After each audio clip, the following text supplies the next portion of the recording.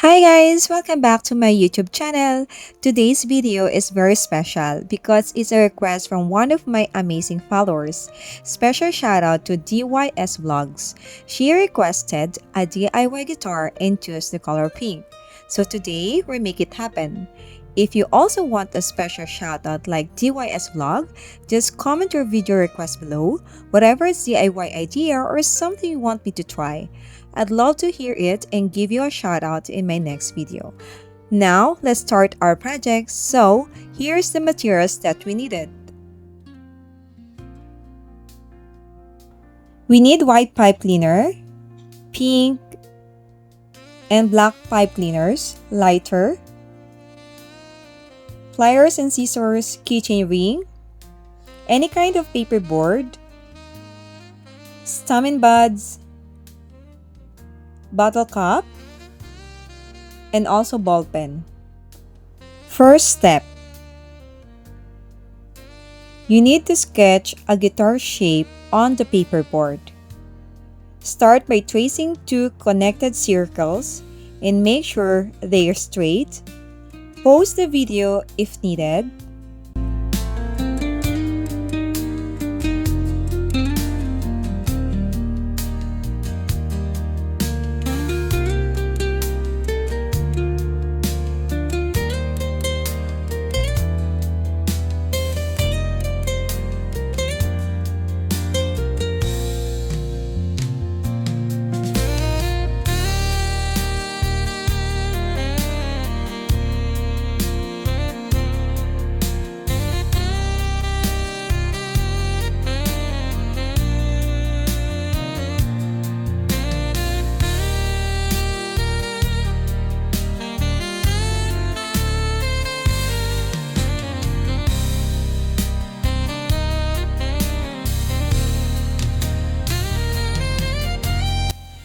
Then, you need to cut, and this will be your pattern. Then, punch a hole in the handle of the guitar.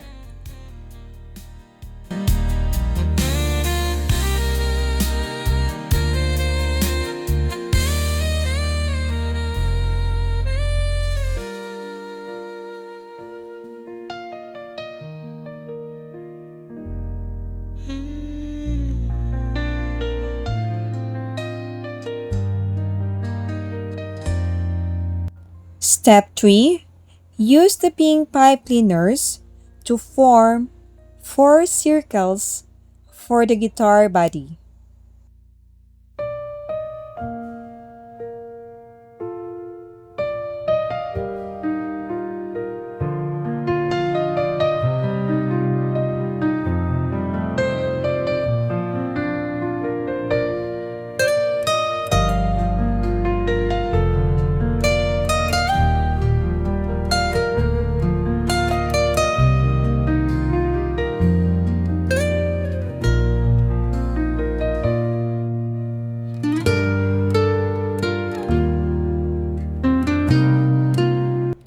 Next, step 4, create the neck using another pink pipe cleaner.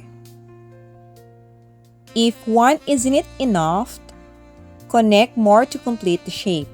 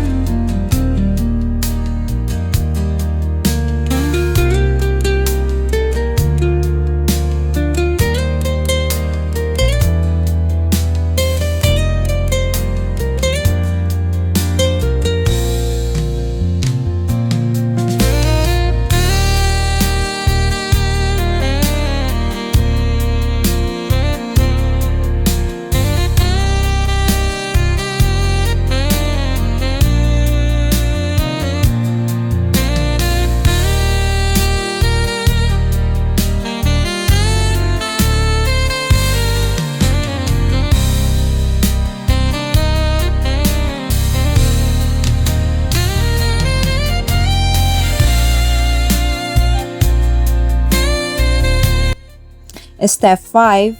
Attach the circle back to back and make it sure it looks like a guitar.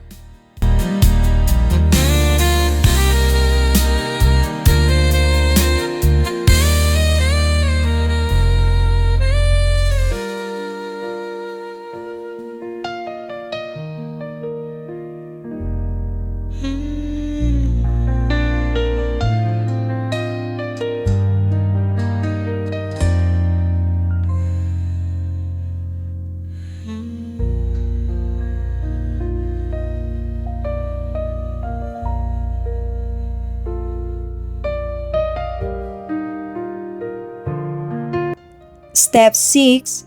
Wrap the pipe cleaner around the edge to secure the shape. Make sure there are no gaps.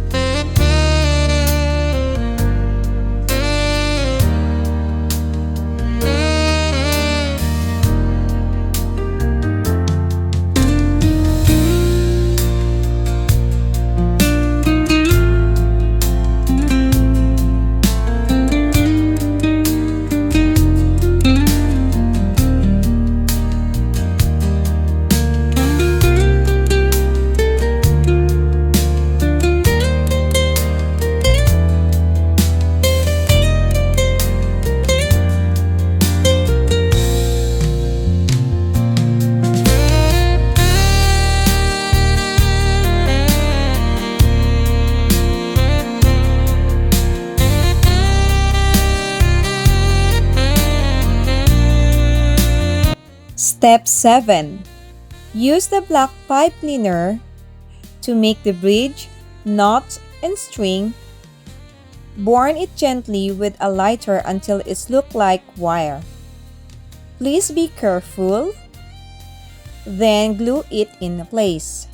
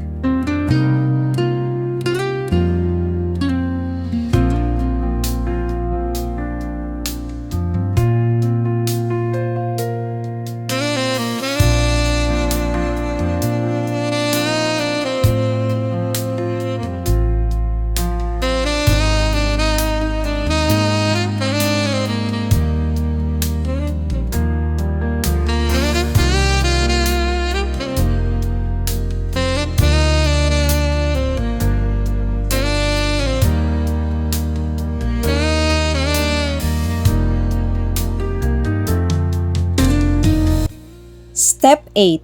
For the final touch, decorate it with more black pipe cleaner around the edges and Add a cute yellow flower using Stamen Buds to make it look extra girly.